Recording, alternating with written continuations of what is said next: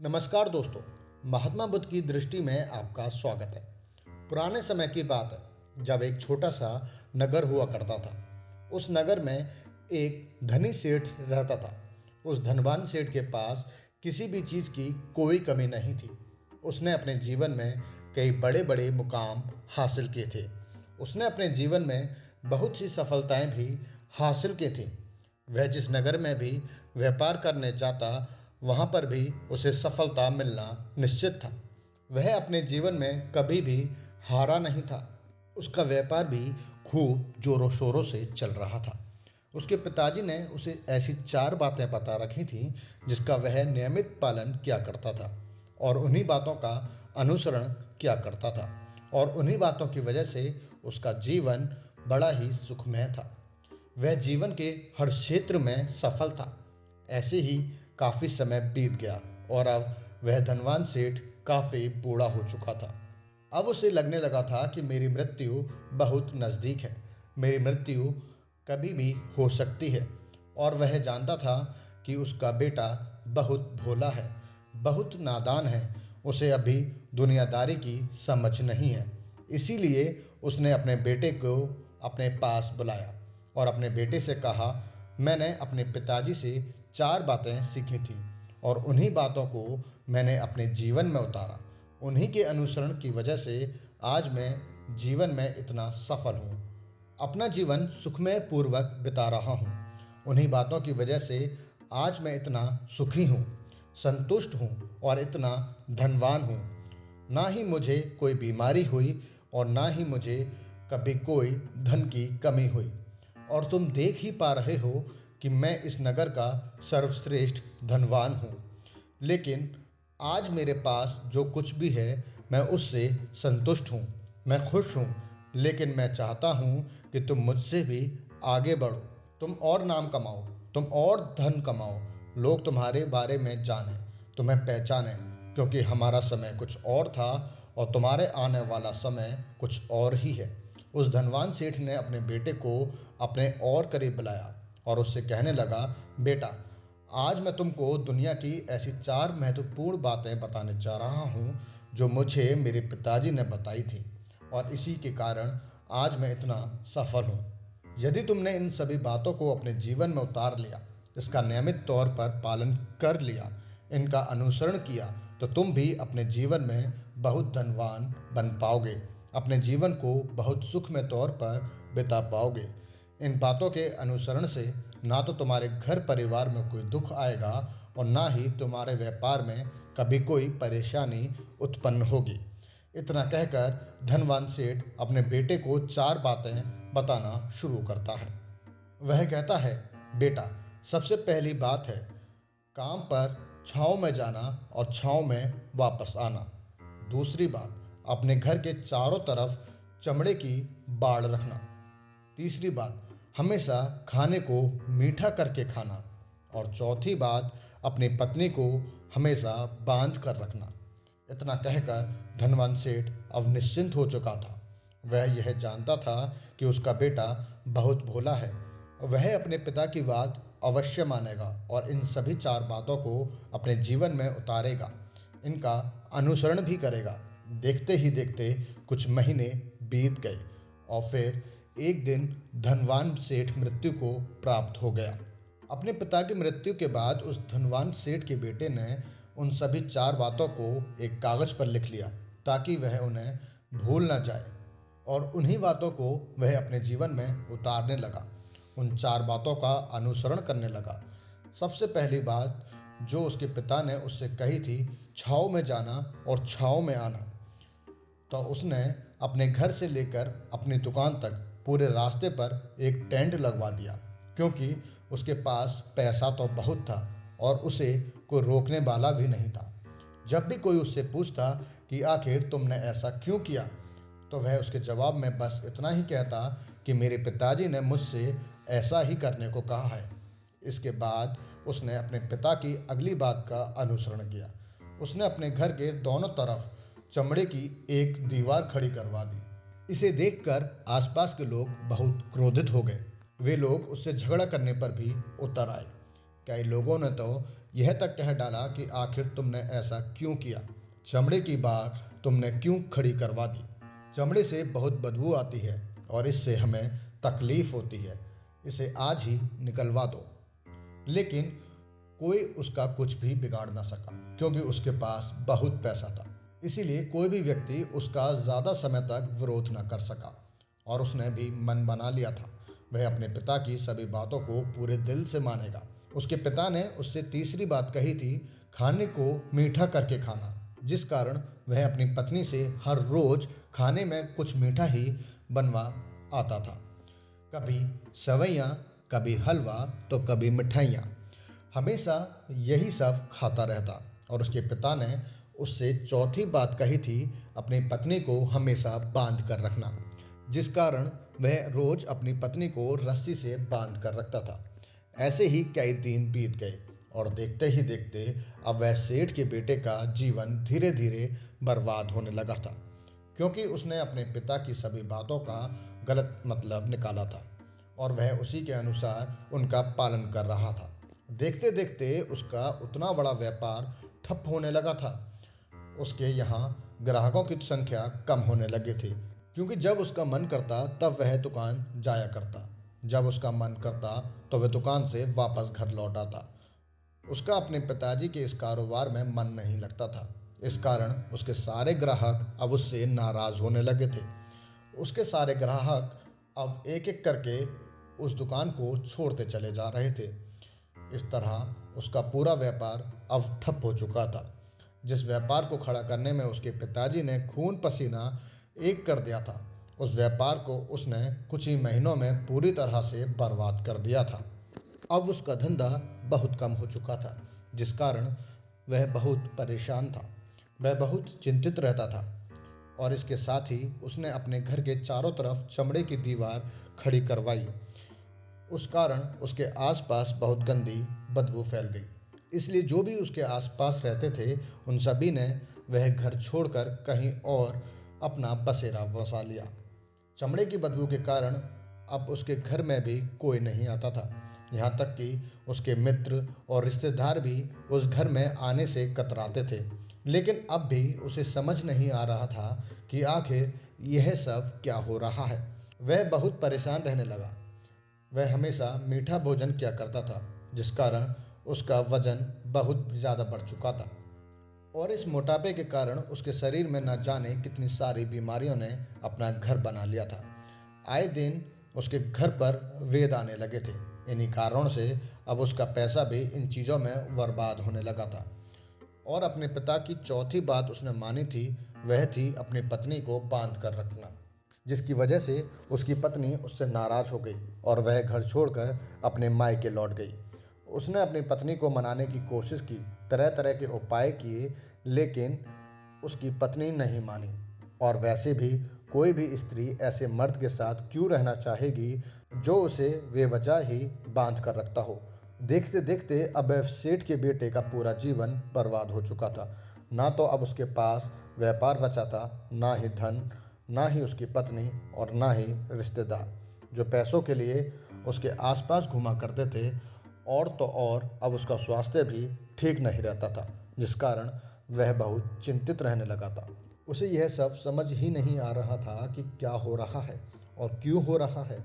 इन सभी बातों को लेकर तो बहुत परेशान न रहता और मन ही मन अपने पिताजी को कोसा करता और कहता, पिताजी आपने तो मेरा पूरा जीवन बर्बाद कर दिया। आपकी उन 4 बातों के कारण आज मुझसे मेरा सब कुछ छिन चुका है। ना तो मेरे पास व्यापार रहा, ना ही धन दौलत और ना ही रिश्तेदार, ना ही मेरी पत्नी, और यहाँ तक कि मेरे स्वास्थ्य ने भी मेरा साथ छोड़ दिया है। आप ही के कारण आज मेरा पूरा जीवन बर्बाद हो चुका है। यदि मैंने आपकी वह 4 बातें ना मानी होती, यदि मैंने उन्हें अपने जीवन में ना उतारा होता, तो आज मैं एक सुखमय जीवन जी रहा होता। आपकी इन 4 बातों पर चलकर मुझे क्या मिला? मैंने एक आज्ञाकारी बेटे की तरह आपकी सारी बातें भली भांति मानी, उन पर यकीन किया, उनका अनुसरण किया। लेकिन मैं ही मूर्ख था जो मैंने आपकी उन बातों पर आंख बंद करके यकीन कर लिया। इतना कहकर वह फूट फूट कर रोने लगा। तभी उसे एक दिन पता चलता है कि उसके पास के नगर में एक साधु आए हुए हैं और वह साधु सभी की समस्याओं का हल बताते हैं, चाहे कैसी भी समस्या हो वह उसका निवारण अवश्य करते हैं। यह सुनकर उसने सोचा कि चलो एक बार मिलकर देखता हूँ, हो सकता है मेरी भी समस्या का समाधान मुझे मिल जाए। इस आशा के साथ वह उन साधु के पास पहुंचा। वह पहुंचकर सीधा उनके चरणों में जा गिरा और जोर जोर से रोने लगा। वह कहने लगा, हे गुरुवर, अब आप ही मुझे बचा सकते हैं। मेरे पिताजी ने तो मेरा पूरा जीवन बर्बाद करके रख दिया। आज मेरी जो भी स्थिति है वह मेरे पिताजी के कारण ही है। मेरे पिताजी ने मुझे जैसा कहा मैंने वैसा ही किया। हमेशा एक अच्छे बेटे की तरह उनकी सारी बातें मानी, अपने सारे फर्ज निभाए, और देखिए मेरे पिताजी ने मेरे साथ क्या किया। मरते मरते भी वह मुझे गलत बात सिखा गए और उसका खामियाजा मुझे आज भुगतना पड़ रहा है, क्योंकि मैंने उनकी सभी बातों को अपने जीवन में उतारा, उनका अनुसरण किया, और देखिए आज मेरे साथ क्या हो गया। मेरा तो पूरा जीवन ही बर्बाद हो गया। मैं अब तक यह नहीं समझ पाया कि मेरे पिताजी ने मेरे साथ ऐसा क्यों किया। क्या मैंने उनके साथ कुछ गलत किया था? इतना कहकर वह उन साधु के सामने और भी जोर जोर से रोने लगा। तभी वह साधु महाराज उस सेठ के बेटे से कहते हैं, बेटा चुप हो जाओ, पहले मुझे अपनी सारी बात तो बताओ। आखिर तुम्हारे साथ क्या हुआ है? तुम इस तरह से क्यों रो रहे हो? तुम्हारी इस परेशानी का क्या कारण है? उन साधु के इतना कहने पर उस सेठ के बेटे ने पर्ची उन साधु के हाथ में रख दी, जो उसने अपने पिता की मृत्यु के बाद लिख कर रखी थी, जिसमें उसने अपने पिता की चारों बातें लिखी थी। उन साधु ने पर्ची ली और उसे पढ़ने लगे, और उन्होंने जैसे ही वह पढ़ा तो वह जोर जोर से हंसने लगे, और वह उस सेठ के बेटे से कहते हैं, तुम कितने बड़े मूर्ख हो। तुम्हारे पिता ने तो तुम्हें दुनिया का सारा ज्ञान दे दिया, लेकिन तुम समझ ही नहीं पाए, तुम उसका सही तरह से पालन नहीं कर पाए, और कहते हो कि तुम्हारे पिता ने तुम्हें गलत राह दिखाई, तुमने गलत संदेश दिया। तुम्हारे पिताजी तो तुम्हारी परीक्षा ले रहे थे कि तुम उनकी बातों को समझ पाते हो या नहीं, तुम उनकी बातों का सही मतलब निकाल पाते हो या नहीं। यदि वह चाहते तो इसका मतलब तुम्हें अच्छी तरह से बता सकते थे, लेकिन वह चाहते थे कि तुम इन बातों का मतलब खुद से जानो, खुद से समझो कि इन बातों का क्या अर्थ है। लेकिन अब तो ऐसा प्रतीत होता है कि मानो तुम्हारी बुद्धि बिल्कुल भ्रष्ट हो चुकी है। तुमसे बड़ा मूर्ख मैंने आज तक नहीं देखा। जिसके पास दुनिया का इतना बड़ा ज्ञान हो, वह भला इतनी बड़ी मूर्खता कैसे कर सकता है? तुम्हारे पास कोई ज्ञान नहीं है, तुमने कोई भी ज्ञान अर्जित ही नहीं किया। अगर तुम इन बातों का सही मतलब समझ चुके होते तो तुम भी अपने जीवन में अपने पिता की तरह सफल होते, खुश होते, तुम्हारा जीवन सुखमय तरह से बीत रहा होता। लेकिन तुम इतने बड़े मूर्ख हो कि तुमने अपने पिता की बातों का गलत मतलब निकाल लिया। उन बातों के मतलब के बारे में तुमने सोचा तक नहीं। उन्होंने जैसा कहा तुमने वैसा करना शुरू कर दिया। यदि तुम्हें उन बातों का अर्थ नहीं पता चल रहा था तो तुम किसी ज्ञानी से मिल सकते थे, तुम उससे बात का मतलब निकाल लेते। लेकिन जैसा तुमने अपने पिता की इन बातों को समझा है, इसका मतलब वैसा नहीं है। इस पर वह धनवान सेठ का बेटा कहता है, हे गुरुवर, आप क्या कहना चाहते हैं? क्या मैं अपने पिता की बातों को नहीं समझ रहा? और वैसे भी इसमें समझने लायक है क्या? उन्होंने तो साफ साफ ही बताया था और मैंने उन्हें अपने जीवन में उसी तरह से उतार लिया, तो फिर मैंने क्या गलत किया? इस पर गुरुवर एक बार फिर मुस्कुराने लगे और उस सेठ के बेटे से कहते हैं, बेटा, यह जो बातें लिखी गई हैं, इन बातों के पीछे एक गहरा अर्थ है जिसे तुम समझ ही नहीं पाए। इसी कारणवश तुमने यह मूर्खता कर दी, इसी कारणवश तुमने अपना पूरा जीवन बर्बाद कर लिया। लेकिन अब भी कुछ नहीं बिगड़ा, अब भी तुम्हारे पास बहुत समय है। यदि तुम चाहो तो अब से मेहनत करके भी अपने जीवन में एक बार फिर से वह खुशहाली व समृद्धि सब कुछ हासिल कर सकते हो। इस पर वह सेठ का बेटा कहता है, ठीक है, कृपया करके मुझे उन चारों बातों का मतलब समझाइए। आखिर उन चार बातों का क्या अर्थ है? इस पर साधु सेठ के बेटे को कहते हैं, तुम्हारे पिताजी ने तुमसे कहा था, गांव पर छाँव में जाना और छाँव में आना। इसका मतलब यह है, सूर्य निकलने से पहले ही तुम दुकान पर पहुंच जाना और सूर्यास्त होने के बाद ही तुम वापस घर आना, जिससे तुम्हें दुकान पर अधिक से अधिक समय मिल पाएगा और तुम उस काम को अच्छी तरह से समझ पाओगे, उस काम को अच्छी तरह से कर पाओगे, उस काम को बढ़ाने में तुम अपना दिमाग लगा पाओगे और तुम अपने काम में तरक्की कर पाओगे। लेकिन तुमने तो इसका गलत ही मतलब निकाल लिया। तुमने तो अपने घर से लेकर दुकान तक एक ऐसा टेंट लगवा दिया जिससे तुम छाँव में आ सको और छाँव में जा सको। तुम ही बताओ, क्या तुमने अपने पिताजी की इन बातों का सही मतलब समझा था? यह सुनकर वह सेठ का बेटा जोर जोर से रोने लगा और कहने लगा, हे गुरुवर, मेरी ही गलती थी। मैंने अपने पिता की इन बातों का गलत मतलब निकाला और इसी कारणवश आज मैं पूरी तरह से बर्बाद हो चुका हूँ। मैं ही सबसे बड़ा मूर्ख था। मेरे पिताजी ने तो मुझे इतना महत्वपूर्ण ज्ञान दिया, लेकिन मैं उस हीरे को पत्थर समझ बैठा। आगे वह सेठ का बेटा उन गुरुवर से कहता है कि हे गुरुवर, दूसरी बात क्या है? इसका अर्थ क्या है? आगे गुरुवर दूसरी बात का अर्थ समझाते हुए कहते हैं, चमड़े की बाड़ करवाना, इसका अर्थ यह है कि तुम अपने घर में कुत्ता या बिल्ली पालना। जब तुम अपने घर में कुत्ता बिल्ली पाल लोगे तो यह तुम्हारे घर की चारों ओर से रक्षा करेगा, जिससे तुम्हारी धन दौलत पूरी तरह से सुरक्षित रहेगी और तुम बेफिक्र होकर दुकान पर मन लगा सकोगे, बेफिक्र होकर दुकान के कामों को समझ सकोगे और तरक्की कर पाओगे। और तो और तुम्हारे मन में कभी यह भी डर नहीं रहेगा कि कहीं कोई चोर आकर मेरी संपत्ति न चुरा ले। चमड़े की बाड़ करवाने का असली मतलब यह है, लेकिन तुमने तो चमड़े की बाड़ करवाने का मतलब कुछ और ही निकाल दिया। तुमने तो अपने घर की दो दीवारों को चमड़े से पूरी तरह से भरवा दिया, जिस कारण आसपास गंदी बदबू फैल गई। तुम्हारे आसपास के पड़ोसी भी अपना घर छोड़कर कहीं और चले गए। यहाँ तक कि तुम्हारे मित्र, तुम्हारे सगे संबंधी भी उस बदबू के कारण तुम्हारे घर पर आने से कतराने लगे। और अब हालात यह हो चुके हैं कि ना तो तुम्हारे घर कोई आता है और ना ही कोई जाता है, और इसी कारणवश लोग तुम्हें नापसंद करने लगे और तुम्हारी बर्बादी का यह भी कारण है। आगे सेठ का बेटा कहता है, हे गुरुवर, यह सब तो ठीक है, लेकिन खाने को मीठा करके खाना, इसका क्या? मैंने इसका भी अर्थ गलत निकाला है क्या? मैंने तो अपने पिता की बातों के कहे अनुसार ही रोज़ मीठा खाया और आज देखिए मेरा शरीर कितना वजनदार हो चुका है, जिस कारण मुझे अनेक प्रकार की बीमारियों ने घेर रखा है।